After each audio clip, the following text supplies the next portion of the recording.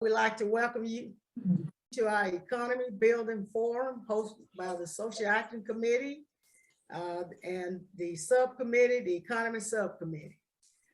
We need to village, come and make a difference in the economy of Albany, Georgia. I'd like to start off by saying Happy St. Patrick's Day to everyone. If you do not have your green on, we're going to pinch you, but we're all virtual. Like Mr. Hawthorne has his green on, and I see some green in the back. So that's great. The rest of us will get a pinch on. Okay. Good evening to our viewers, distinguished guests, our stakeholders, and members of the Albany, Georgia Alumni Chapter of Delta Sigma Theta Sorority Incorporated. Welcome to our first annual forum and many more to follow. The forum will be recorded and released for public viewing on Facebook and YouTube during the week of 3/21. Thank you very much for your cooperation, and we will proceed with the program as outlined. First up on the program, we will have Mrs. Hart. She will bring greetings in the absence of Dr. Marlene Ramsey. Good evening to all and welcome to this forum. Our National Social Action theme is Making an Impact, Driving Change Through Social Action.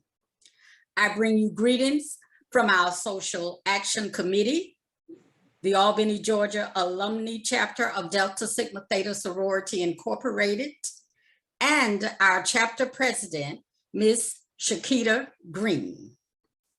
Thank you in advance for the work you will do in improving our great community of Albany, Georgia throughout Dougherty County. We express our sincere gratitude to you for answering the call to participate in our Economy Building Forum. Let's begin the task that we have been called to do. Thank you. Thank you, Mrs. Hart, for that wonderful greeting. Now we will move on. We never start a meeting without prayer. So the prayer will be delivered by none other than our chaplain, Mrs. Leslie Charles. Good evening and greetings to all, to our president, to our distinguished panel of guests, to the committee chairs, and to all of the committee members, as well as our stakeholders. Truly, we give honor to God, and we thank each and every one of you for being here. May we bow our heads for a word of prayer. Father God, in the name of Jesus, we thank you for allowing us to come together. God, we come seeking your face even the more, oh God, praying that you cover this forum in the name of Jesus, oh God. Allow it to be done by the matchless name of Jesus, that we shall make impact, that we will continue to build our community, and that our stakeholders and all of our speakers on tonight will give information, oh God, that is helpful and strengthens our economy. Father God, we dare not be selfish. We ask that you bless all of those that stand in need, all of those that are suffering right now. And if there be any sick among us, we pray for your divine healing. We ask that you cover this program on this evening, and we thank you for all that you have done. It's in the matchless name of Jesus we pray. Amen. Amen. Amen. Amen. Thank you, Ms. Charles, for that wonderful prayer. We all need prayer. At this time, we will have the introduction of members and attenders and stakeholders by Mrs. Yvette Fields. And I also like to inform you that she will be our timekeeper for tonight. Good evening. Good evening. The information age. Introduction of our committee members. Our social action subcommittee, economy subcommittee consists of Ms. Sylvia Hart and Mrs. Gloria Jefferson and myself. Our stakeholders, those present with us tonight who are going to speak all about the economy building are Mayor Bo Duro, Chairman Crisco Helis of the Dougherty County Commission, Mr. John Hawthorne is Director of Department of Community and Economic Development. Is Miss Angela Peters on? No. Dr. Anthony Parker is represented by, somebody said it earlier, Judy Jimerson. Judy Jimerson. Hello. Mr. Nathaniel Cooper, I saw him on. He's the Center Director for Turner Job Corps. Mr. Kenneth Dyer is represented by, I saw her on here earlier. There she is, Cheryl Smith. She's with the Doherty County School System. And Mr. Rance, Reverend Rance Pettibone, I'm not sure I see him either. Maybe he'll join us later. But moving right along, the committee chairpersons are Dr. Marlene Ramsey, who is not here, not with us right now, and Mrs. Vamela Lovett. And our illustrious president of our chapter is Ms. Shakita Green. Thank you, Ms. Green, for being here. That's my introduction. Now you're muted. Michelle, that's technology. Thank you. Ms. Parker, can you put the PowerPoint up titled Economy Building in Albany, Georgia? Do you have it?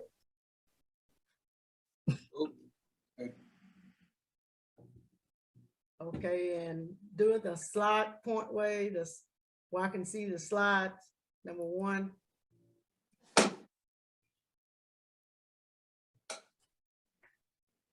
Economy Building in Albany, Georgia, presented by Yvette Fields, Sylvia Hart, and Gloria Jefferson. Next slide, please. Proactive measures to jumpstart economy building. Why do we need proactive measures and what are they?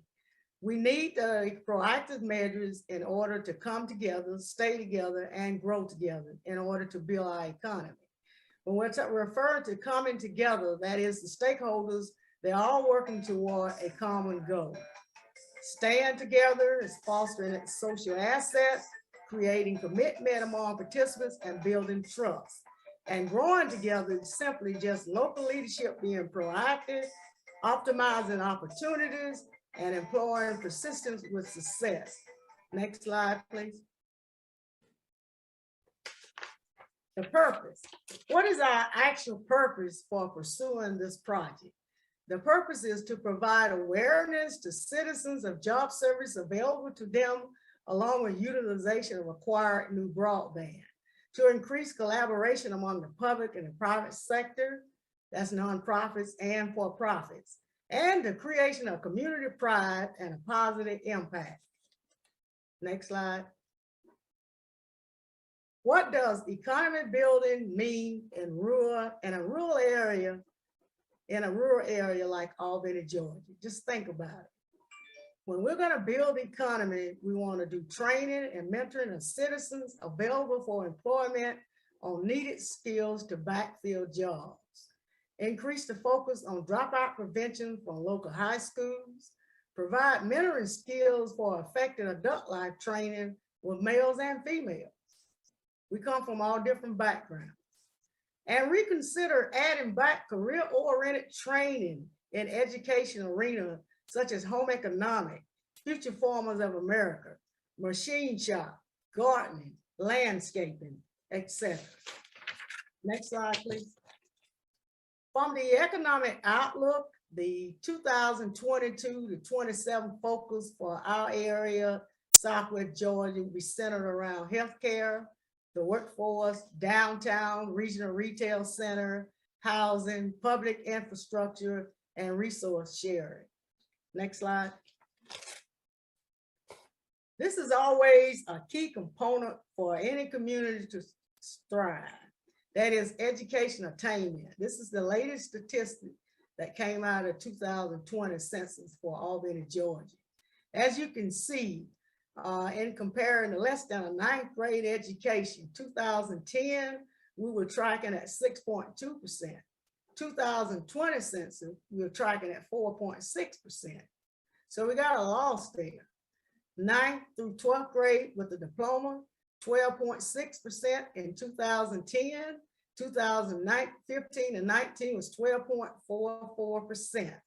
High school graduate, 29.8% 2010, 30.33 in the 15-19 year. Some college with no degree, 22.9% in 2010, and it went up 2015 and 19 to 23.98. Associate degree, 6.5%, increased 8.45 in 2015 and 19. A bachelor's degree. A bachelor's degree, 2010, 13.7%. And in 2015-19, you had 11.24%.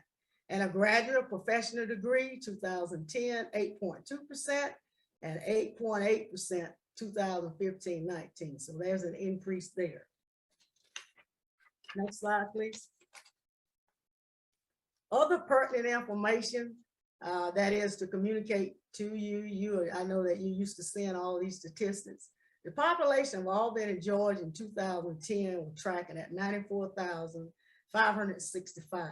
2020, 85,790. We lost about 9.3% of our population, which affects the entire metropolitan 14 county area. The growth rate was at a minus 0.77%. However, Lee County population increased from 28,298 to 33,163. That's a plus 17.2%. The poverty rate of Albany, Georgia is 31.0%. 31.0%. Children under 18 tracking at 42%, and the seniors and 65 and over at 23. Per capita income, $18,462. Medium household income, $31,397. So you can see from that information, especially when it's talking about the funds, it is difficult to live out of those funds. Continue on the next slide, please. At this point, we will continue with presentations from our stakeholders. And the first member that we will hear from will be our mayor, and that will be none other than Mr. Bo Durham, the mayor for the city of Albany. Thank you, Ms. Jefferson. Good evening, everybody. Thank y'all for having me. Since I'm going to speak first, I'll give some update just on the economic developments as we're seeing. That was very enlightening, Ms. Jefferson's presentation. A couple of positive developments. The first is the outdoor network. That's a $22 million project. We've provided some assistance, but everybody in the community will be familiar with this. This is the old McGregor's building on South Slappy. And this building is being totally renovated, and we're going to create 92 jobs. Outdoor Network has a contract with a company from Sweden to make outboard motors. Can we go to the next slide? This Pratt Industries, a lot of us aren't even aware that Pratt Industries is here in town. They work with corrugated paper. They have a $19 million investment. It's going to create 35 new jobs. Here's one thing I want to say. We can go to the next slide. This is a very positive development. Most of us don't even know it.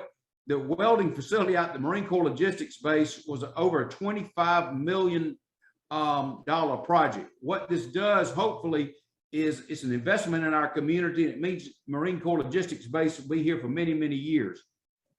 Next slide. One thing we're seeing with these new jobs, is in economic development, they call chasing the unicorn. You're always looking for an employer that's going to come bring 1,000, 2,000 jobs. And those businesses, just because things are so mechanized now, are few and far between. Most recently, we opened up the Food for Less at the old Harvey's location on South Slappy. This addressed what was a food desert in our community. This is something that I'm very proud of. Next slide, please. I want to talk about this. We all know there's been three big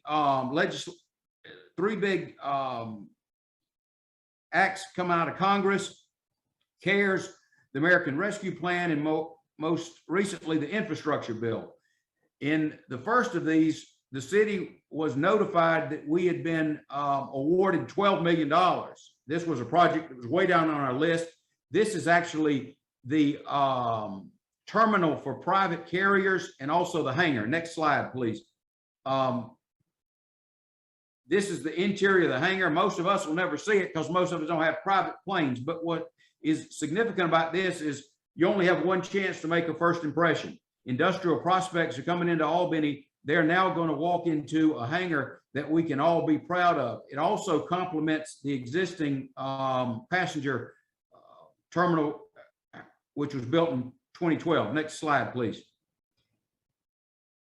This is the Downtown Transportation Center. It was topped off today. This is really going to be an improvement to South Albany.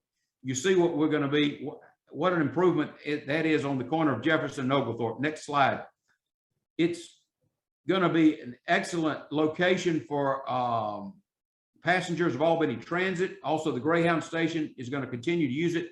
But importantly, we'll have a courtyard here that tells the story, how the interplay of the Albany bus station and the Albany movement, particularly the students who refused, who integrated, walked into the white waiting room and were arrested on November 1st, and then again on Thanksgiving holidays, but also the story of Ola Mae Quarterman, who refused to sit in the back of the bus in January of 1961 and set off a boycott of the bus. Next slide.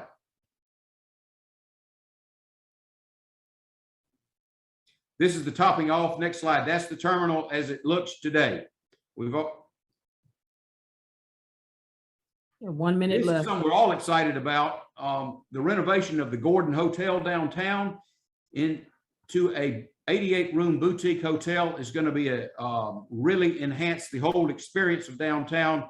What the developer is looking for is what he calls a more discerning traveler. It's going to be a 4-star facility, nicer than anything we have in Albany. But you're going to bring folks downtown with disposable income. Next slide, please. That is of Washington. That's going to be the lobby. Obviously, nothing like we have in town. Next slide. This is the bar. Next slide. This is one of the rooms. The rooms are actually be rather small, like a Hotel Indigo, but that's a trend now, particularly renovating these older buildings. What you see is smaller rooms, but larger lobbies, larger restaurants, larger bars. Common space, they call it. Next page. Next slide. This is Carver Park. The city is investing about $6 million down in Carver Park. It is going to be something that people in South Albany need. It is an investment in a neglected area of town and is really going to enhance South Albany. Next slide. After we get through with Driscoll, we're going down to Henderson. This is going to be, we're moving Henderson Gym to the north somewhat to get it out of the floodplain. We're going to build a gym there. There's going to be also outdoor basketball courts. We're moving the baseball facility from Gillespie. And so we're going to centralize more recreational activities. Next slide. Oh, this is a proposed renovation. We're asking the county to deed us this 18 acres that's known as the National Guard property. It would be the site of the tennis center, and also, I guess some members are aware of pickleball. It's a new trend with young adults throughout the country. We put pickleball courts there, but we hope to move the fire station that is on Palmyra Road to this site, and therefore we'd have a 24-hour presence, which of course would improve security and make people more inclined to come and play tennis and pickleball in the evening. Excuse me, Mr. Mayor, how many more slides do you have? That's it. That's good. You're just a little bit over. Okay. Wrap it up. Well, no, I was just wanting to start off on a positive note and show that we are making progress. We are fortunate in some respects that these federal stimulus packages have made money available to local governments. And of course, the downside of that is what we see in the economy is we have a shortage of workers and supplies, but also this infusion of capital is spurring the inflation that we have seen and will continue to see at least for the next year, possibly 2 years. Thank you. Thank you there, Mr. Mayor, for that wonderful presentation. Now we will proceed with Mr. Chris Cohelis, Dougherty County Commissioner Chairman. Hi, good evening, everyone. And for those that end up watching this on YouTube, I'm not being rude. I'm by wearing a hat, it's because I'm at my son's baseball game, but I'm very thankful to be here and appreciate you putting this forum together. And I'll try and be very efficient and not duplicate any of what the mayor talked about. I thought the mayor did a great job in talking about a lot of the economic development projects that he and I have put together through the Payroll Development Authority. Obviously, there's been some very positive movement there with Pratt Industries. Also with the Outdoor Network, I would also remind everybody that about 2.5 years ago, we received the Deal of the Year award for the Georgia Pacific plant, which was $157 million in investment, about 125 new jobs at about $67,000 a year as the average wage, which are obviously very, very good jobs. Obviously, Albany and Dougherty County are having to face trends that are being faced by all communities across the entire United States of America that result from automation, the advancements in technology, and the lagging nature of job training and the number of skilled workers that we have in the community. That's obviously something that we are all working on. I've been a very strong proponent of the public-private partnerships that have resulted in not only in being supportive of the College and Career Academy, which is doing great work and is producing great students, but also in the partnerships between Albany Technical College and our trucking industry that is producing trained truck drivers that are making very, very, very good wages. And frankly, that helps support a lot of the expansion that we have here in the community.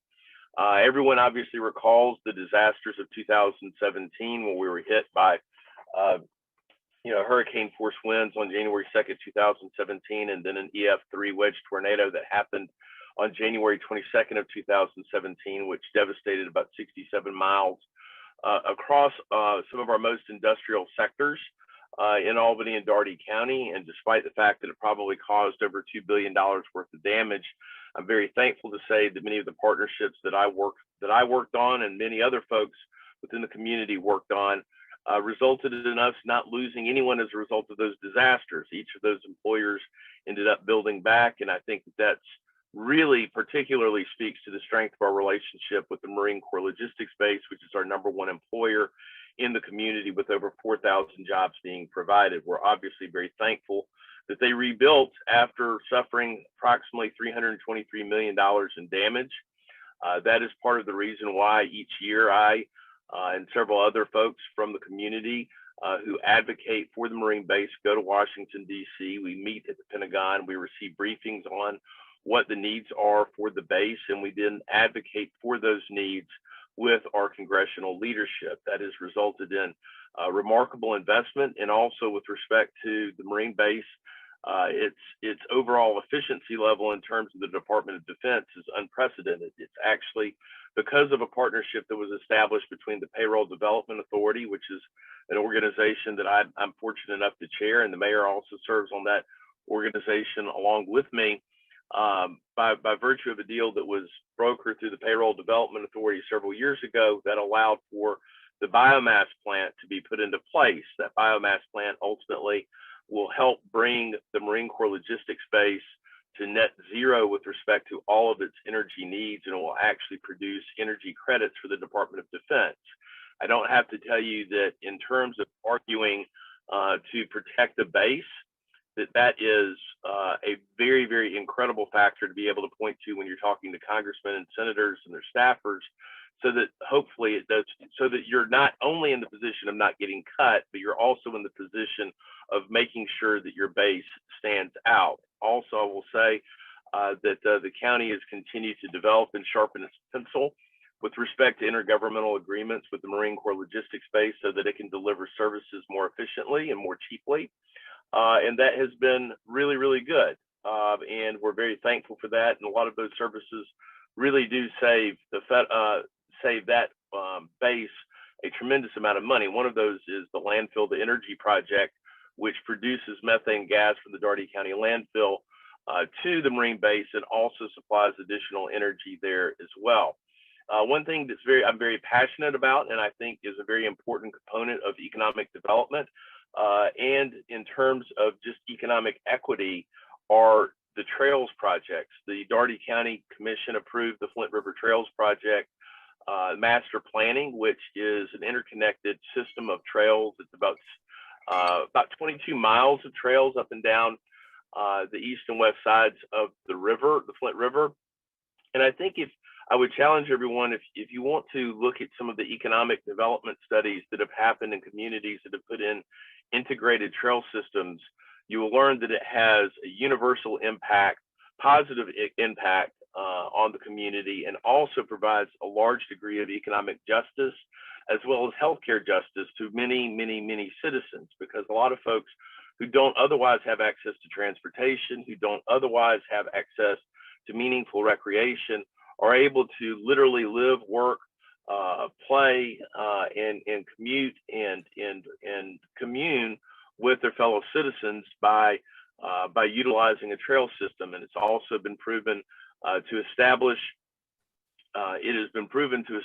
higher property values for surrounding properties and is a vital economic driver. I'm certainly hopeful that additionally, we can continue to drive dollars into the community, hopefully as ultimately, and that's probably more the city's issue, the ultimate, the Albany to Sasser Rail Trail hopefully will get developed at some point.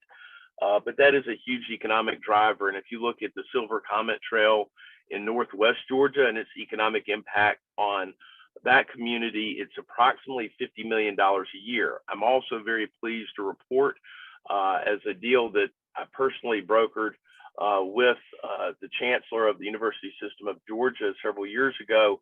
We are now about to put out to bid the downtown connecting trail from Albany State University to downtown, and that's a project that the county is pairing dollars with the state through the University System of Georgia and Albany State University in order to literally connect Albany State University students all the way to downtown and the Downtown River Trail through a trail system that will go all the way on campus. Ultimately, that will be connected all the way down to Radium Springs, where we have been putting in a tremendous amount of investment following the 2017 disasters. But it has been very important to me, particularly since we have talked about downtown development for a very long time.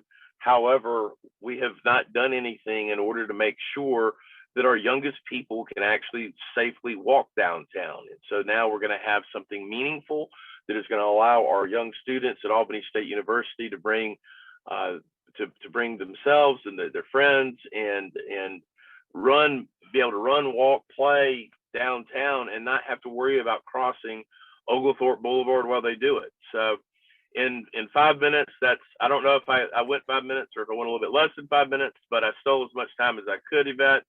You actually went quite a bit more than 5 minutes, but I didn't want to interrupt you because you were barely breathing. So I did as good as I could, and I'm very thankful for y'all's time. But thank you. Well, thank you very much, Mr. Chris Cohelis, for that wonderful presentation. Also, we'd like for you to continue to be an advocate for the Marine base. We like to keep those jobs here. So Yes, next up, we will have Mr. John Hawthorne. He is the Director of the Department of Community and Economic Development. Good evening to everyone, and let me thank you for inviting me to the forum. I think the mayor and the chairman have highlighted all of the great things that are happening in the city and county. My role as the director of the Department of Community and Economic Development is to address those areas of the community that have not benefited from some of the great things that were outlined by both speakers. And when I looked at the list that you circulated for topics to discuss, all the way down to number 7, all of those questions you begin to answer with the word partnerships, both public and private sector partnerships. Because without those type of partnerships, communities like East and South Albany and our enterprise community will not see the growth and productivity that other areas of the city are experiencing. Even though I work for the city, I also work for the Department of Housing and Urban Development. And the vision of HUD is to improve lives and strengthen communities to deliver on what most people consider to be the American dream, which is home ownership. That is not always the case, but that's the one that HUD kind of focuses on. And our mission is to create strong, sustainable, inclusive communities and quality, affordable homes for all. The operative word in that mission is inclusive. And again, that's where the term partnerships comes into play. So, you ask what action plans can be implemented or put in place today to make an immediate impact on our economically stressed neighborhoods. Well, there's somewhat of a divergence of thought in the question when a plan, when you use action plan and immediate. Those are sometimes oxymorons because they are diametrically opposite to each other. Because because the nature of a plan is that it will be a methodical and thoughtful process that identifies problems and then puts action steps in place to correct them, which becomes a very lengthy process. But there are some things that the community can focus on, because we do what a 5-year consolidated plan, and in that 5-year consolidated plan, you ask what are my goals and objectives, they are simply what was identified by the community, which is housing rehabilitation, housing assistance and navigation, infrastructure and public facility improvements, economic development, public services, fair housing, and the COVID-19 response, because we're in a post-pandemic society right now. And being in a post-pandemic society, it just showed just how desperate some of our communities are, because the communities that were hardest hit are going to be the hardest to recover. So what about the role of city and county government? And I think about that often, because city and county government play an instrumental role in building what we call the economic resilience and vitality of communities, and also supporting the economic well-being of its residents, because we're talking about an economic forum here. So the community characteristics such as quality housing supply, safe neighborhoods, workforce development training for job seekers, such that they will have a job at the end of the training, because no one wants to train for the sake of training. And then there's a connectivity to the social and economic marketplace that needs to take place, because once you get the training, since we are a social society, there has to be a connectivity that allows us to take advantage of opportunities. And these opportunities may not exist in your community, but they are they are opportunities that you can access. So one of the things you also asked was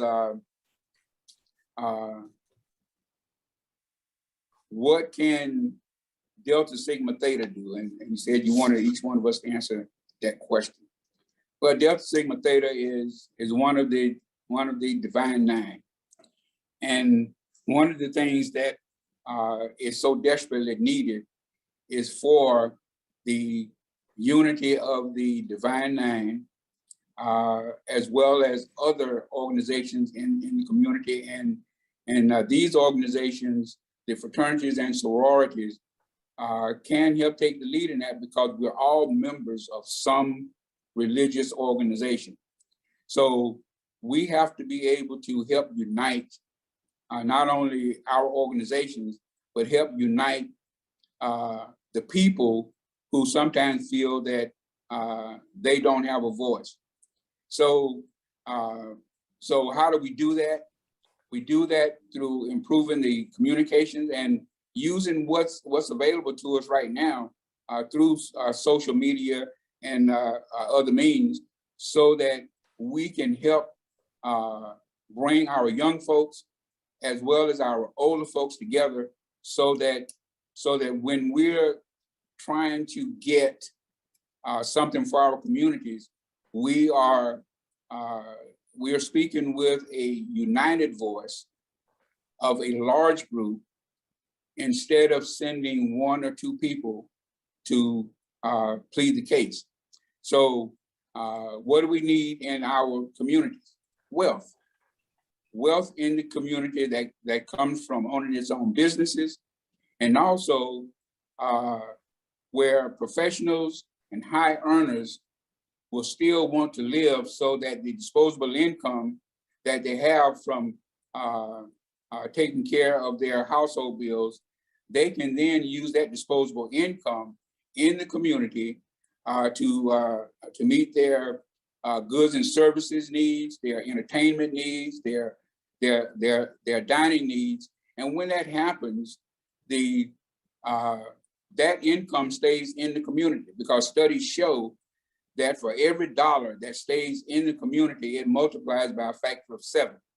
So until distressed communities are able to start creating and sustaining its own wealth by the things that I just mentioned, then we will forever be helping those communities with the community development block grant funds that we receive and that my department administers.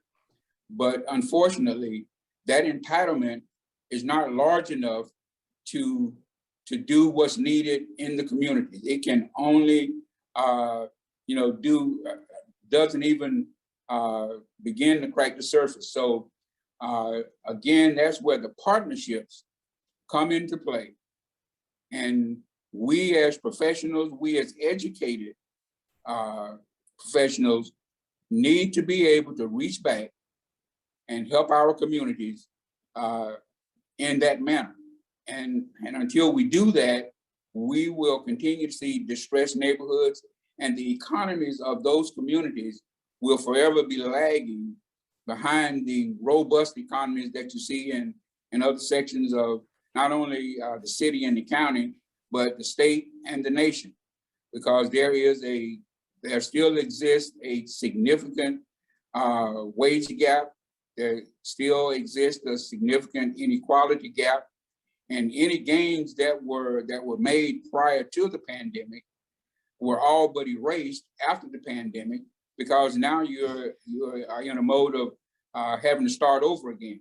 So it's a lot to try to pack into 5 minutes, and I would urge Delta Sigma Theta, as well as other organizations, to host these type of forums more often, so that we can gain the momentum that is generated from in one forum. Because if you don't do that, then that's lost. So we've got to continue the dialogue so that we can continue to determine what's needed in order to help our distressed communities. And those that are in Albany are in what we call our neighborhood revitalization strategy area. And those include South Albany, East Albany, and our enterprise area. So I thank you for the opportunity to address this, and hopefully I addressed some of the questions that you had on your on the sheet that you passed out. I tried to touch on some of those, but I'll be more than willing to participate in any future endeavor that you all might have. And I thank you for the invitation to come and share. We Thank thank you you, very- Mr. Hawthorne. Trust me, you didn't pack it all into 5 minutes. I'm not even sure you packed it into 10 minutes, Oh, but we appreciate you. yes, yes. We would just like to say thank you, Mr. Hawthorne, for that wealth of information. And it's about collaboration and working together, so that Amen. we can all move forward. So at this time, Dr. Peterson, was she able to get in? Hello, everybody. Dr. Peters is representing, she's the provost and the vice president of academic affairs at Albany State University. So proceed, Dr. Peters. Hello, so I missed the opening, so should I just talk about Yes. the theme? And okay, good. Missed the opening, so sorry about that, but better late than never. Want to Yeah. say hello to everyone. My husband and I are new to Albany. I am actually in my third year, absolutely love it at Albany State. We do have some challenges that we would love for Delta Sigma Theta to help us with. We are really big on student success at Albany State. Post-pandemic, I'm not sure what our student success model will look like. Pre-pandemic, we based our new academic programs and our new academic offerings off of the high demand areas in the community, what the community needs, what the community wants were. But post-pandemic, we're having a lot of challenges that I'm looking at, and we could really use the help of Delta Sigma Theta, other sororities, other fraternities, the city and the county. A couple of those challenges are like this. We are having a huge problem, believe it or not, with students attending class, okay? And so, all of us went to college, and all of us, probably hated going to those 8 a.m. classes. And I could see Shaquita Green nodding her head, yes. And so what I tell students all the time is that if you're late for your 8 a.m. class, then, if you're on time for your 8 a.m. class, then you're late for class. All right. So we're having problems with attendance, and we're having problems with student engagement. And so we did a survey to see, to hear from the students, just to get an idea of what we can do, how we can help at the university, and how we can engage the community like you all to help, especially with workforce development and so on. And so what the students told us, about 60% of the students are working, and they are not working 40 hours, but they're working 30 hours a week, which is, to me, that's a heck of a lot when you have a full load. So the 60% that are working 30 hours a week, out of that 60%, 50% of them are caretakers for either their parents, their elderly parents or guardians, or they have children of their own. So the situation that I just described to you tells you why they're not coming to class. Number one, because they don't have the time in the day. The school, where we think that college is priority for this population and generation of students, college is not priority, survival is priority. And so what we're doing at Albany State is looking at ways in which we can provide the best educational experience with internships, with job opportunities, with partnering with you all in the community, how we can provide those opportunities to non-traditional students whose work or job probably comes first before academics. And so partnering with you all is going to be key. I think that Albany is situated in such a high industry demand area, especially here in Southwest Georgia, that I am a huge advocate for co-ops. And so I have no idea why we don't dive into businesses partnering with us at Albany State and elsewhere to provide X number of students opportunities for a guaranteed cooperative education opportunity in their business. So I'm gonna put a plug in for co-ops, because you're gonna be hearing a lot about co-ops from Albany State. The other place where we can definitely use your help, again, within the community and from the community, is on leadership development. And I think Leslie Charles, I'm not sure if she's on or not, but she's at Albany State. She does a really good job with customer service. But we have a lot of our students who they don't know what they don't know. And so they don't know that picking up the phone and calling the provost or calling the president doesn't start with, hey, what you doing? You know, they just don't know. They don't know that starting an email to your supervisor or to your faculty member, you know, doesn't start out, it starts out with a salutation instead of, you know, I can't believe you did this to me in class. I am so upset with you. So little things like that. And then, of course, we have a silent dress code at Albany State for students. I'm coming from South Carolina, from a private institution where we had a dress code. You know, on certain days, the girls had to dress up. On certain days, the men had to dress up. But, you know, I'm here at a public institution. And so I understand that we cannot enforce certain things. But what we do at Albany State, and what we can continue to use your help with in the community, is that when we see things that are not appropriate with students, when we see that when we see that they're dressing a certain way and things like that, not only for class, but preparing them to come out to you all, to come out to interview in businesses, to come and be a part of leadership opportunities within your organizations, then we pull them aside and we talk to them and provide them the right type of dress or the right type of attire that they should have, and so on and so forth. So we could use all of the organizations on this call at Albany State as a part of us helping to develop our cohort of leaders, as a part of us providing experiential learning opportunities for our cohort of leaders, those internships, those co-ops that I mentioned, which lead into employment or even into shadowing. So I'm big on partnerships. I'm big on collaboration. And I'm going to ask Leslie Charles to give me all of y'all's information so that I can circle back around to you and let you know how we would love to have you involved in educating our I can't say children, educating our young adults holistically at Albany State. So hopefully I haven't talked too long. Well, thank you, ma'am. You were pretty close to 5 minutes. Oh, okay. Right now, you and Mayor Doyle running neck and neck, but you were pretty close to 5 minutes, and we appreciate you. We appreciate you coming on. Yes, we appreciate that presentation, Dr. Peters, and we will definitely communicate with the Pan-Atlantic Council, see what we can do to help our students over at Albany State. Absolutely. So thank you very much. My pleasure. Next on the agenda, we'll have Dr. Parker, and in for Dr. Parker will be Miss Judy Jameson. Okay, so good afternoon, everyone. And as I've stated, I'm Judy Jimerson, and for Dr. Parker, who regrets not being able to be here with us this afternoon.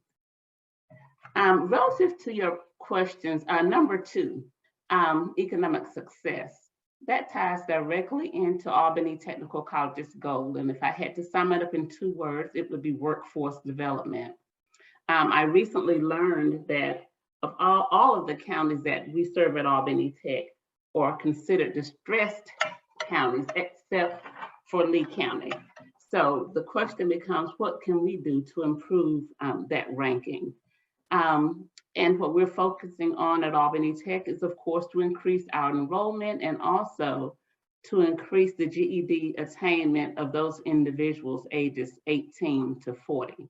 We believe even at 40, they'll have 20 good years to work and contribute to the economy. So we believe that it's very important that we reach out to those communities, those distressed communities, and seek out those persons who are unemployed, those that are underemployed, and those that lack skills. So what our goal is to of course, get those students enrolled, retain them, and then of course to graduate them, equipped with technical skills and education, so that we are better able as a community and as a college to meet the workforce needs of our employers. So we believe that that would result in, of course, economic success. So a skilled workforce with equal economic success, gainful employment for our students and our individuals in the community results in economic success. And it also increases the employer's interest in locating here in Albany. There's much talk about a lack of a skilled workforce to attract employers. So we believe that with the efforts of Delta Sigma Theta sorority and the city of Albany, that we too can promote and obtain the economic success that we so all desire for our community. So what is our action plan at Albany Tech? It is to inform, as I'm doing here on behalf of Dr. Parker, but we do it every day, all day in the community. And it is to recruit, recruit, and recruit. We think recruitment is everybody's business at Albany Tech. At all levels at the institution, we're asking everyone to recruit. So what are we doing to improve those recruitment efforts and to promote them more effectively? Right now, we have a relaxed admissions requirement. Testing is not required for students entering or planning to enter into health programs other than healthcare and engineering. If they're interested in healthcare and engineering, of course, the admissions testing policies are still in place. However, they will not be required to pay application fees. So we think that's another plus for our community, especially those that are in the distressed communities. We're offering some accelerated programs to help meet the high demands of employers. Someone has already mentioned CDL drivers and the shortage thereof. So Albany Tech CDL program is an 8-week program. Students are able to come in at various times throughout the semester into that program, and in 8 weeks be earning a lucrative salary. We've also began an accelerated nurse aid program to help to meet the healthcare shortage here in our city. As I mentioned, we are offering success terms, which again means that there are multiple entry points into the college. At one point, students were only able to come in at the beginning of a semester, but now there are up to 4 entry points in the semester where students can actually enroll. We have acquired additional funding for education at Albany Tech. There's almost no need for a student now to acquire student loan debt. And I really wish that was true when I was in college, and I'm sure most of you do too. We've enhanced our student support services for students. In addition to career services, there's tutoring, there are other wraparound services, there are childcare services, there are transportation assistance and things of that nature. We're just thinking outside of the box and trying to provide all the services that we think our individual students will need so that they too can obtain success. We're continuing to invest in the college and to make sure that we have state-of-the-art resources, and we're staying ahead of the times, and we're staying informed on what's coming down the pipeline, what new innovations, what new technologies is it that Albany Tech needs. So we're trying to be at the forefront and always thinking forward so that we're able to, again, meet the workforce needs of the employers. And we're very keen on maintaining strong collaborations with employers. And I heard someone talk about co-op opportunities. Those are very important. Albany Tech provides through employees, of course, various internship opportunities, apprenticeship opportunities, And if Delta Sigma Theta sororities can just spread the word and help get the word out to the employees and let them know. Start training the students while they're learning. Allow them an opportunity to earn through internships and apprenticeships and cooperative opportunities. That is how we build a better community here in Albany. So preparing for an impactful future, what is it that Albany Technical College is doing? We've acquired over $8 million as a result of Hurricane Michael through the Rebuild Southwest Georgia grant. That grant is a workforce recovery training program in high demand fields and for long-term occupations. Students are able to come to the college and apply for those. Those that qualify will have basically no expense to attend college. Books are taken care of, supplies are taken care of, tools are taken care of, uniforms are taken care of. And the same thing applies to our, what we call the SAHEED grant, the Supplemental Assistance for Institutions of Higher Learning. That is another emergency financial aid grant that Albany Tech has acquired as a result of COVID-19. And again, it takes care of almost every need that a student would have in order to be successful while in college. We'll assist with transportation bus passes. We'll assist with providing childcare for those who have young children who perhaps need childcare so that the parents may enroll in an institution. Again, it'll provide the tools they'll need for learning and uniforms for nurses and things of that nature. There's also the Teams or Teaching Empowering African-American Males to Succeed grant. We just recently hired staff for that, and that's another $2 million that Albany Technical College has acquired. And the focus of that grant is to assist the African-American male to be successful. And of course, when looking at that distressed communities report, we find that many of those that are distressed are African-American males. So that is why we have that grant to focus on that group of individuals. Albany Tech just launched our new mobile STEM lab, which we're very excited about, which will give us an opportunity to travel out into the remote communities and provide training and education to high school students that are interested in STEM related careers, which again is another high demand area in our community. So what is it that Delta Sigma Theta sorority can do to help Albany Tech? We ask that you continue to do just what you're doing, continue to serve as a clearinghouse of valuable information and provide that information to our community partners and the individuals and students and anyone that you come in contact with. We know that there's a plethora of occupations on this panel here tonight, and we know that we all are in similar groups and different groups. So share that information, be informed, and help us to spread the word at Albany Tech's wonderful certificate, diploma, and degree programs being offered, and how students can almost do that at no cost and improve their lives. And again, we want you to educate others on the positive, life-changing impact that being educated and skilled would have on an individual and also on the community. I heard someone mention the realization of the American dream, home ownership.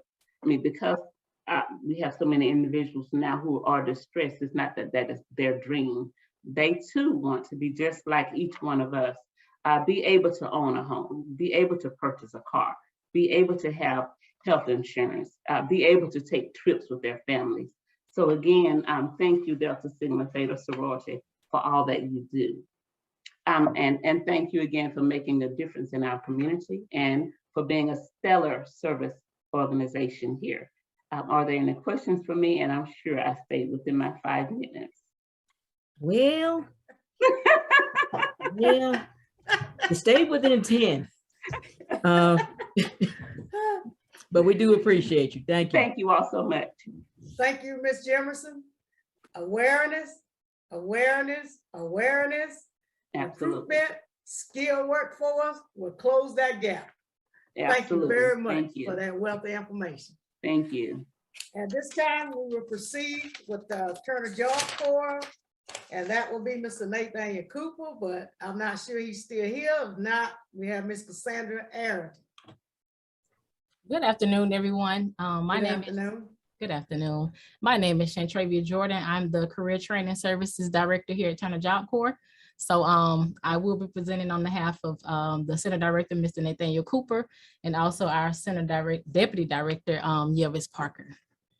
And I will try to stay under 5 minutes, but if I don't, please forgive me, as I was kind of voluntold to do this at maybe like a couple of hours ago, but be patient with me. Thank you. Just a second, if I can. Okay, so how do we commence improving the economical conditions of Dougherty County citizens? So that was one of the questions. So I will go in chronological order based on the question that was provided. But we are employed over 300 staff members here at Turner Job Corps, and also in the month of January, we've increased the minimum wage to $15 an hour. And we also employ alumni from our local institutions. That's of course myself. I am an alumni of Albany State University. And we have a plethora of staff here that have either graduated from Albany Technical College as well as Albany State. We also have what we call a work-based learning program, where students, when they are conducting training here at Job Corps, and one of the 15 programs that we do have that range from CNA, welding, and I'm glad we did hear that information about the Marine base, because in work-based learning, those students will do something similar to like a co-op or a internship. So the students will be able to do work-based learning either on center or off center. So that's great that local businesses in our community would allow our students to take advantage of that. And that also helps them mark off what we call a TAR, which is their training achievement record. And they get to mark off TAR line items as they are participating in the work-based learning program. And also our workforce council partnerships, it also helps to enhance our vocational training. We have local businesses here. We actually have a workforce council meeting on the 25th, which is next week. And what happens is those local partners come on center and they observe our training facilities and our training areas and give us feedback on how we can, make revisions to what we're training the students on to make them more employable. All right, on to my next slide. What would be our goals and objectives in relation to economic success of Albany, Georgia and Dougherty County? It creates local opportunities, employment opportunities for our graduates. We do have graduates all over the state of Georgia. We do have some students that come from Florida, and depending on their situation prior to coming to Job Corps, they may choose to stay because they may not have any living arrangements back from where they came from, because we do get students ranging from like homeless shelters, and they have barriers that they have before they come here. So if we have a student who have participated with their work-based learning or have been allotted the opportunity to connect with you all, they may decide to further their education and training and stay in Albany. And that, of course, so with that being said, that does create employment opportunities for students that choose to stay here in Albany. Also, continue the education and training of our youth. As I stated, Turner Job Corps is a education and training facility from students ranging from 16 to 24. And also, we're looking to develop a dual enrollment opportunity in our local school systems. We do have a dual enrollment program in Fort Stewart, in Brunswick, in Hinesville, Georgia, where we do have students starting at 16 that have the opportunity to also obtain their GED and high school diploma, as well as attain a skill there at our Fort Stewart location. Also, increase local community partnership and the implementation of the established MOUs with community partners. We do have MOUs with Albany Technical College, as well as local law enforcement here, and we're always striving to establish MOUs, so that does open up a broader spectrum for our students to have more opportunities further other than just Job Corps training. What ideas should be implemented to help the citizens of the community feel secure and safe? We strive to enhance the dialogue. I did hear someone talk about continued dialogue amongst all of the partners, then also just enhancing the dialogue with local law enforcement agencies as well. So they can know what are some concerns or some needs that we will want to bring more attention to. And we also have a corrections training program. So with having that dialogue and that partnership with local partners, our students are able to participate in work-based learning with those entities as well, and to get outside of Turner Job Corps and to actually get a better view of the community here in Albany. Also, we have actively volunteer community activities. We are tasked with obtaining over 6,000 community service hours. So we do like to get our face in the name of Turner out in the community because we are one of the best kept secrets of Albany. But we have a plethora of information, a plethora of qualities that we can share with young people to make them global change agents in the community. And also offering the use of facilities to host community events. So if there's, community partners that would like to host any events and they may not have a venue, we do have facilities on our center that we can open up to community partners to host those forums, any events or activities on our center. What action plans can be implemented or put in place today to make an immediate impact on our economically stressed neighborhoods?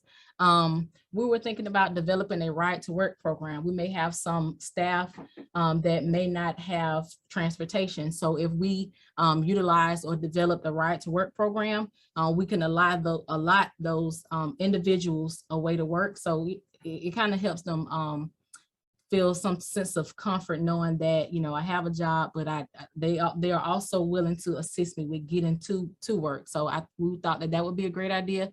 And also employee referral incentives. So I did hear Ms. Jemison talk about recruitment.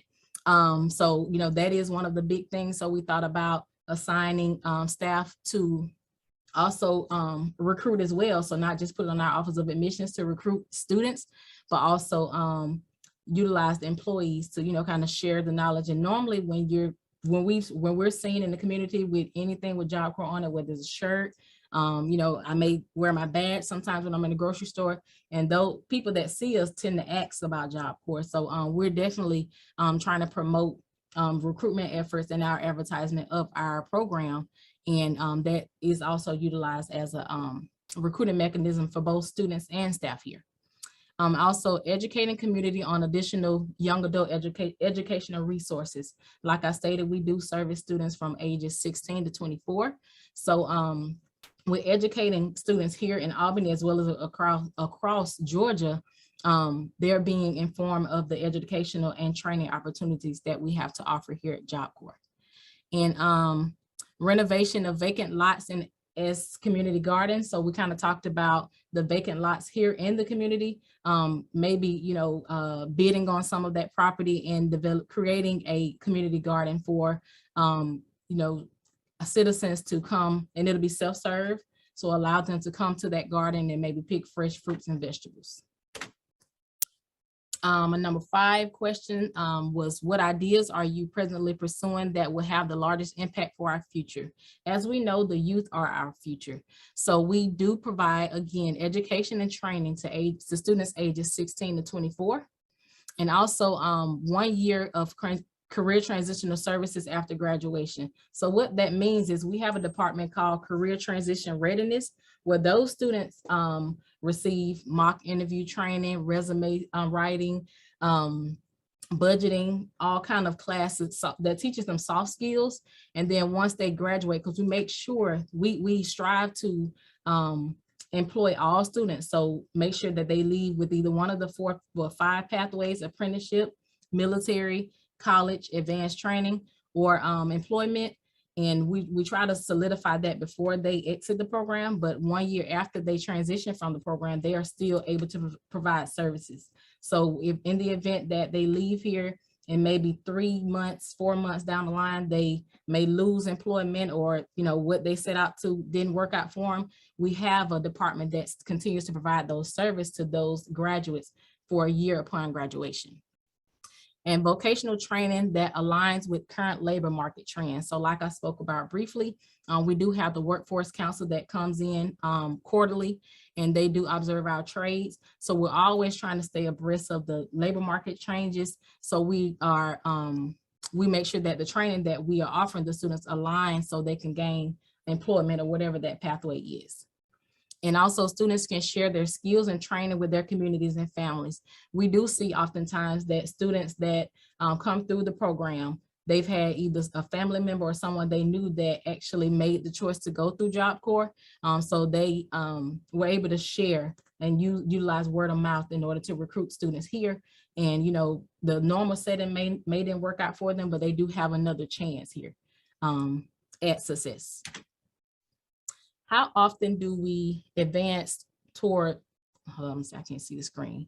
How do we advance forward with success and sustainability in the Albany community?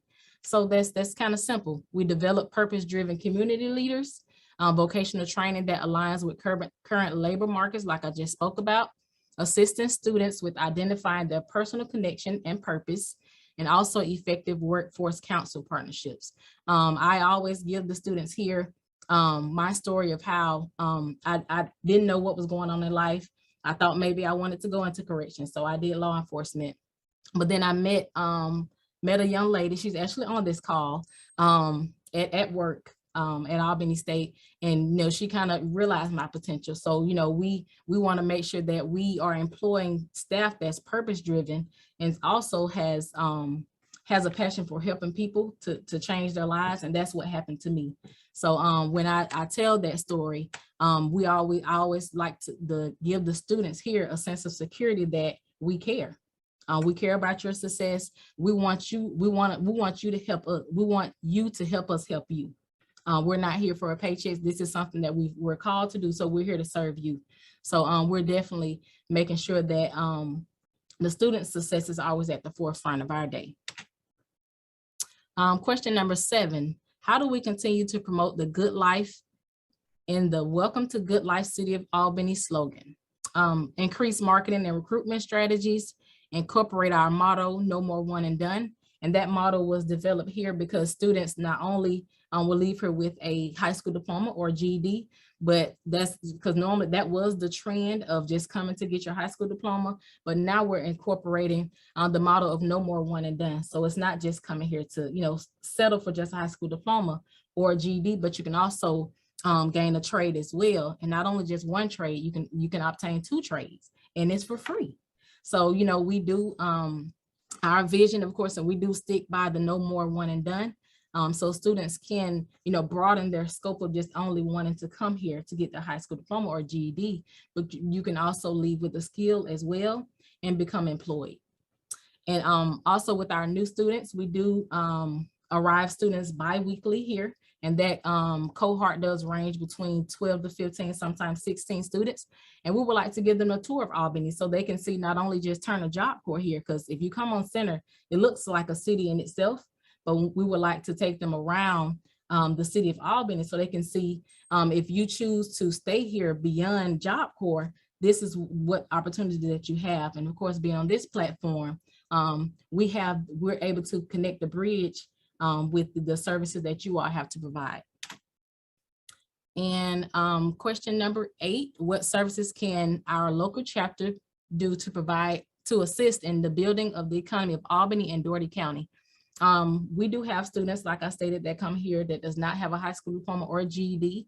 And students are also required to take what we call a TABE exam in reading and math. And those students sometimes are deficient in those areas. So we would love to partner with you all to start a tutor, help us with our tutoring program. Also job postings and referrals. So, we're always looking for teachers. So if you all can, refer any purpose-driven employees here, we will definitely take them. Student employee engagement programs. We do have a lot of students, and I was sharing with Ms. Arrington about my daughter being in the Eddie Book Club, and that is one of the programs that you all have to offer. So, just meeting with our students, interacting with our students to provide them the opportunity to engage in different programs or platforms that you all have to offer. and also partnership opportunities to empower our community. Because with all of us on this platform, we all know that all of us are needed to help each other be successful with all of our organizations that we have. So we can't do it alone. It's not a standalone program. We're saying that we're all here on this platform to collaborate. And lastly, organizational networking. We're able to network with each other. You're able to, educate. We're able to educate each other on what our programs and organizations have to offer. And then we're able to connect the dots to be life-changing for people that we do serve. So I would like to thank you all for allowing me to speak. I know I was over 5 minutes, I'm sorry. But again, I was voluntold, but I actually feel honored to be on this platform. I do see familiar faces. But like I said, we're here at Turner Job Corps. Any assistance that you all need from us, you can definitely reach out to Ms. Arrington or Mr. Cooper. And with me being the programs director, I'm over education and training. So anything you may need, you may want some students for whatever reason, or you would like to give back in one of those areas, education and training, we're definitely here to accept all help. Thank you. Thank you. You were just over 15 minutes, but you answered all 8 questions. So that was a good thing. We appreciate that. Yes. We'd like to say thank you, Ms. Jordan. And just as we've always stated, Turner Job Corps Center is a hidden jewel that's located in Dougherty County. We need to get Turner Job Corps from being hidden out in the community so that student who does not have an interest in attending Albany State or Albany Technical College can get a career at Turner Job Corps. So, and the word partnership, community partners, and collaboration keep coming out. So we know that is the key. So thank you very much, Ms. Jordan.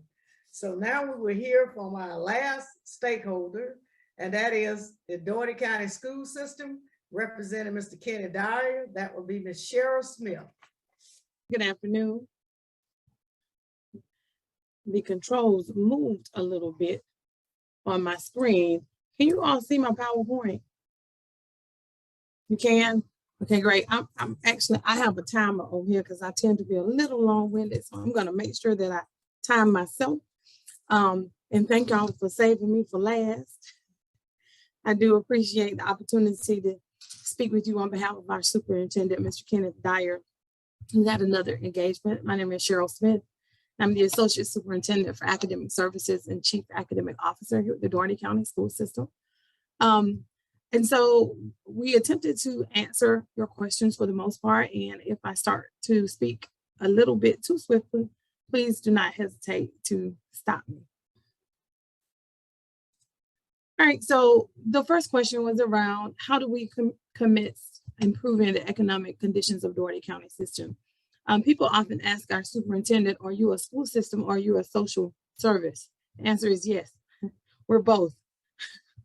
Because we can't attend to students' academic needs until we attend to the needs of the whole child, whether that is emotionally, physiologically, or socially, right? And so as a school system, we believe that we must create opportunities for betterment for all of our students and their families. And we must also create conditions that make our community favorable for potential employees. Several years ago, we set about doing that. One of those ways is to increase graduation rates. We know that businesses tend to settle in communities where there's a potential to have people who can work, who can come to work literate and work ready.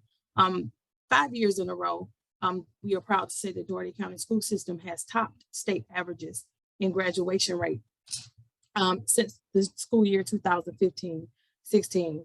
And we are optimistic that we will continue to do so with all of the things that we have in place for our youngsters. What would be your goals and objectives in relation to the economic success of Albany, Georgia, and Dougherty County? It is the goal of the Dougherty County School System to ensure that we equip each and every one of our students to maximize his or her individual potential.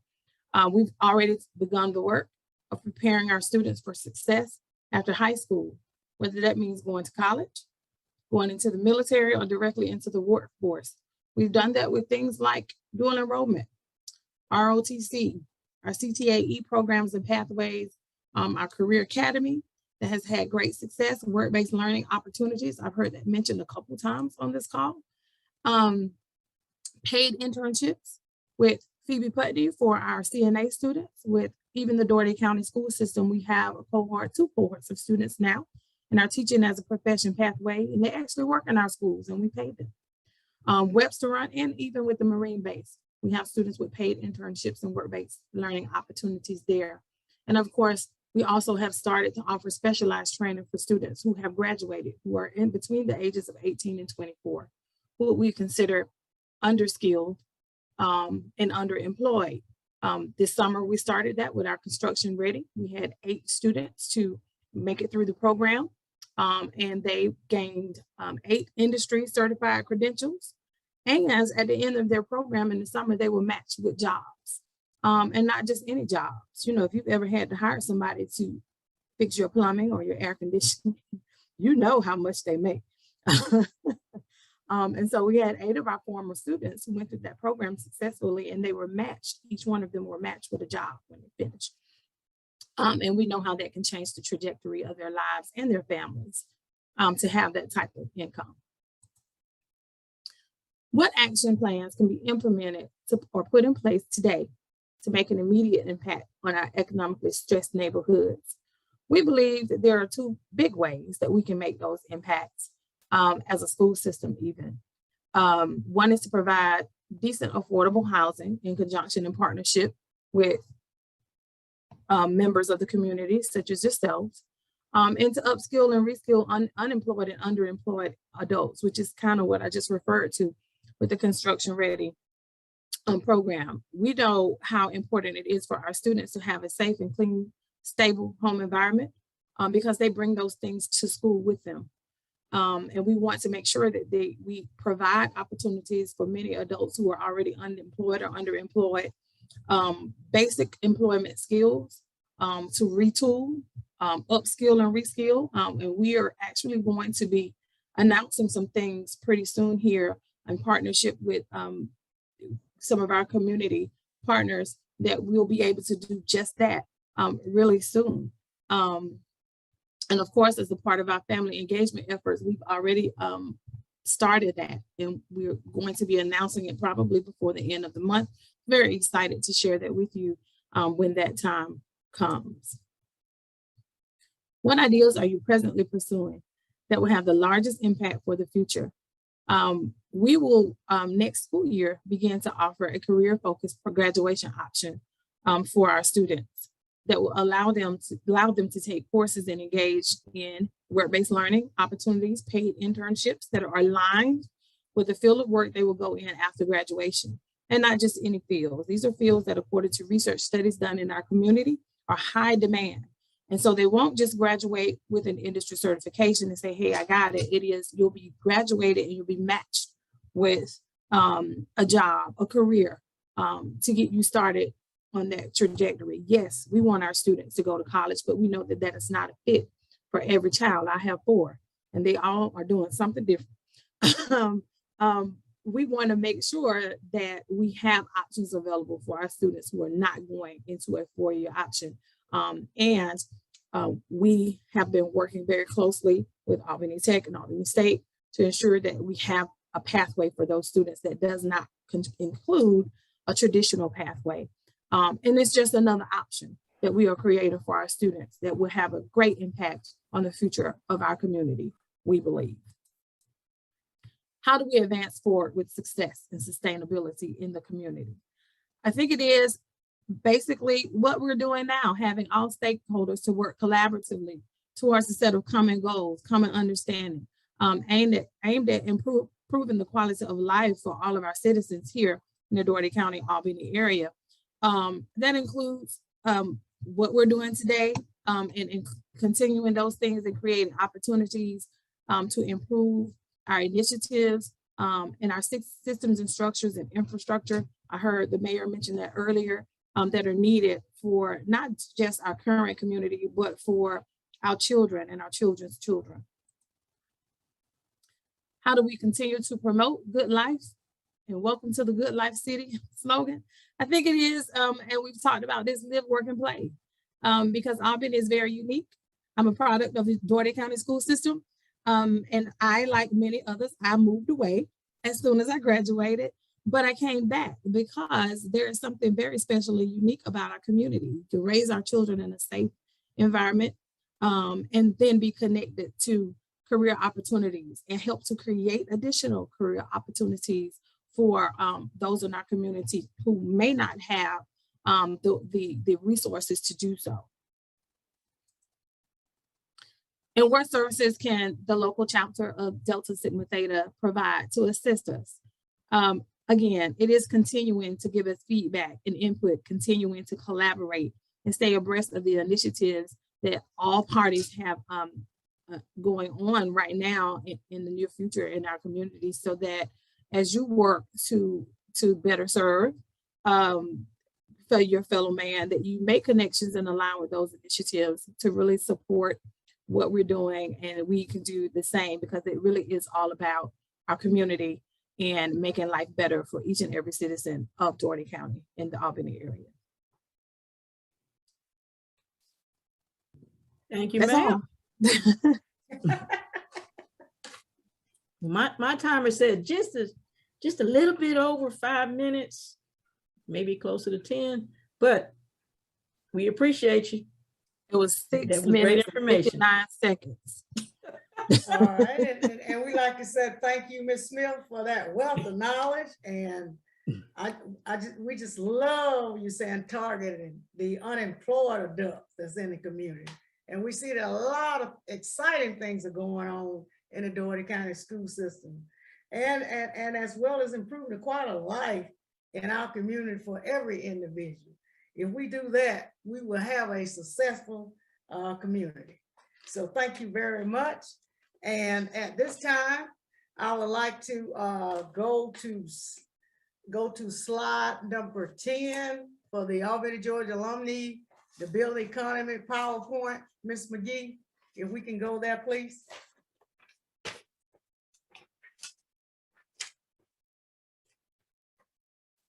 So that would be slide number 10. Okay, let's see. Let me go back. The one, yes.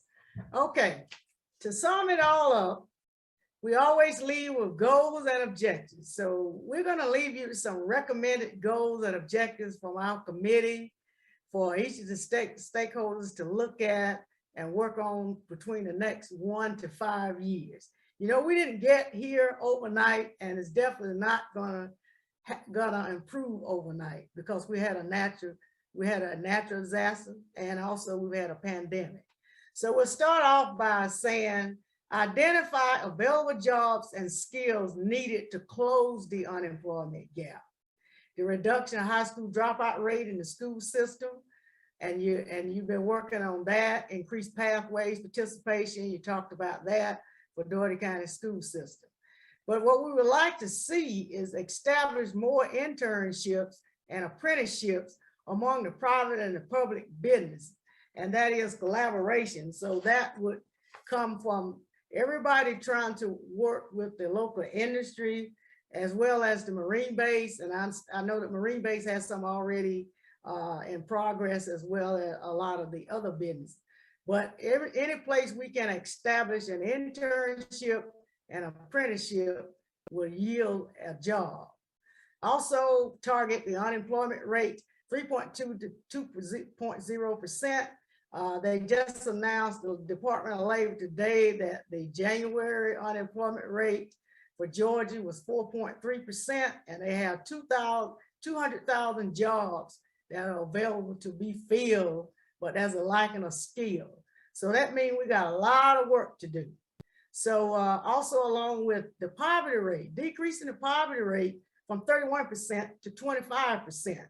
So if we can increase our citizens' skills, that get more jobs, internships, that poverty rate will go down, because they will be gainful employed.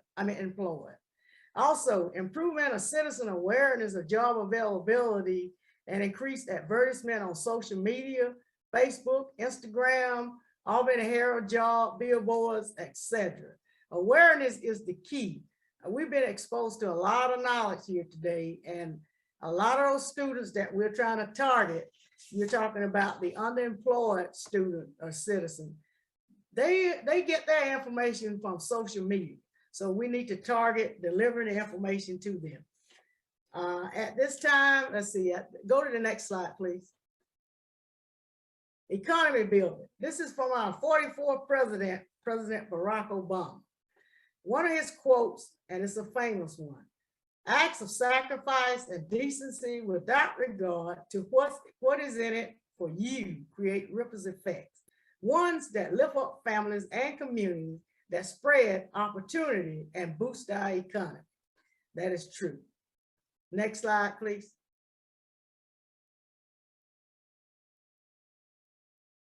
That's the references from putting together that PowerPoint.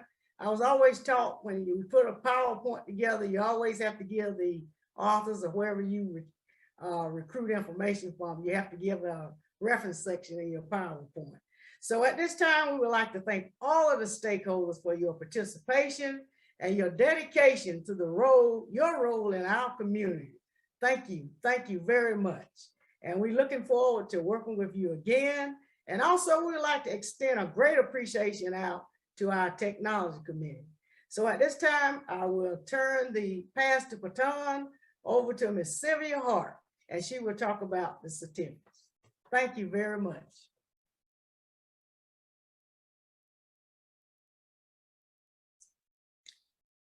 Okay, Sarah McGee or Sarah Parker, do you have a copy of the certificate?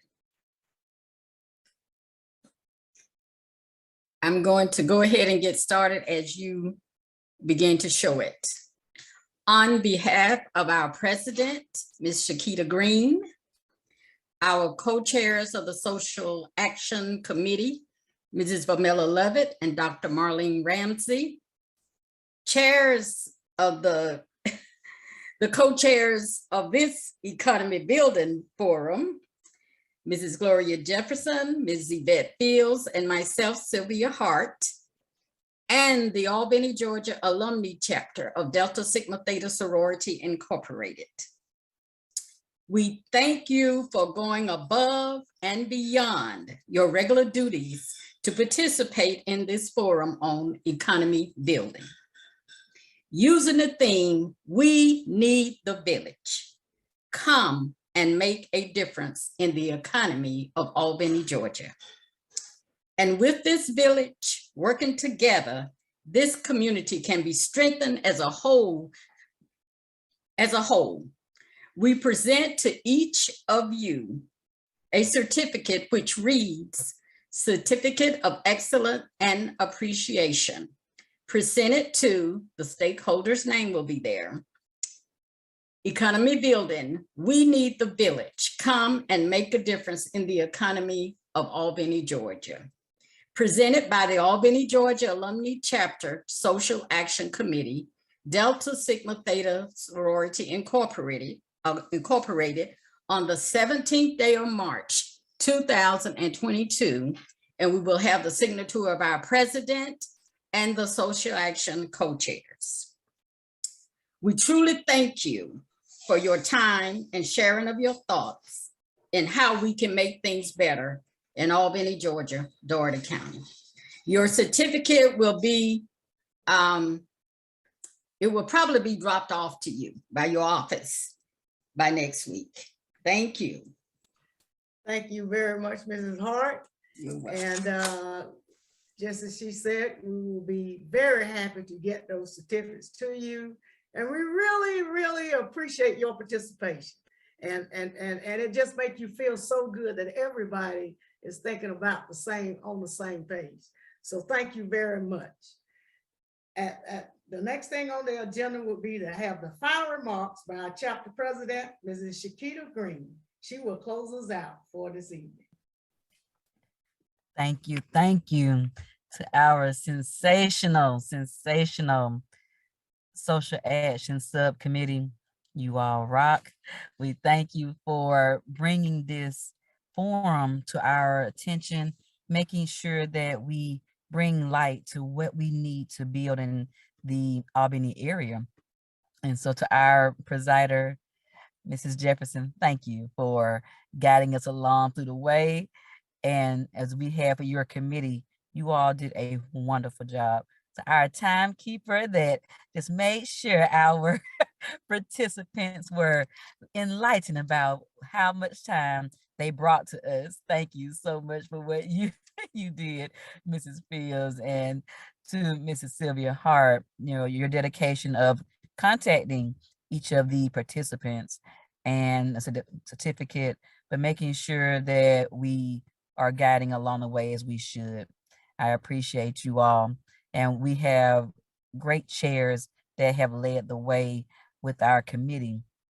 But we look at our participants, we had a stellar lineup of people here tonight, and we had a plethora of information.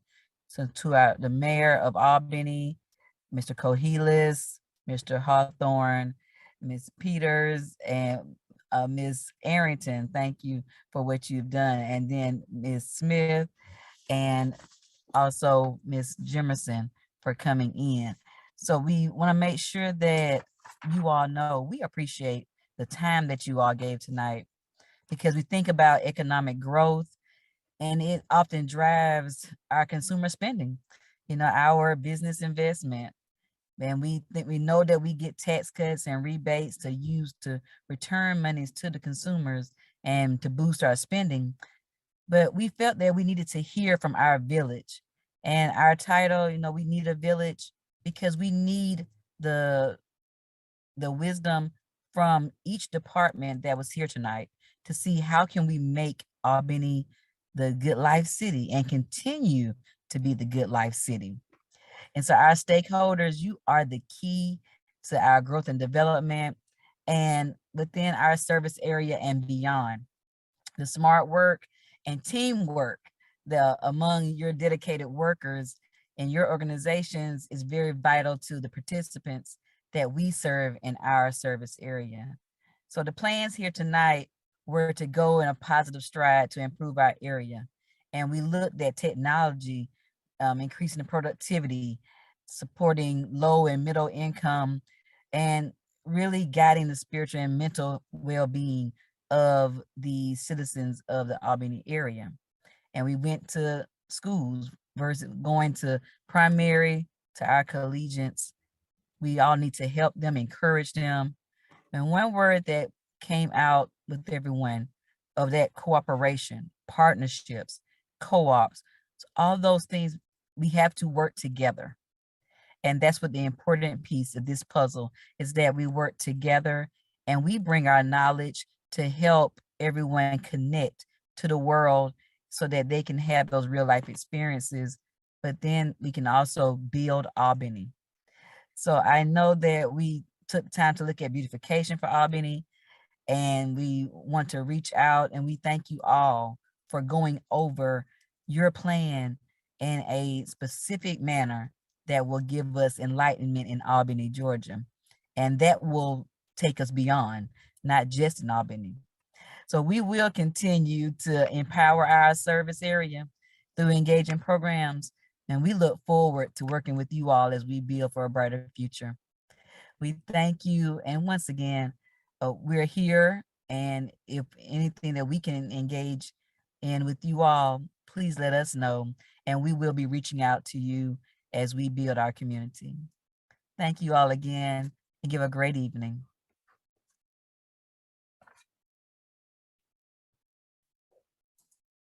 Thank y'all so much for the opportunity. Be blessed.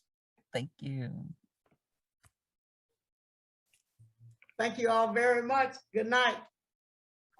Thank you. Have a good night, Have a everybody. good one. Bye-bye. Thank you. Good night. Thank Bye. you so Good night. much. Thank you. Thank you. Stay safe. Stay safe. Good night.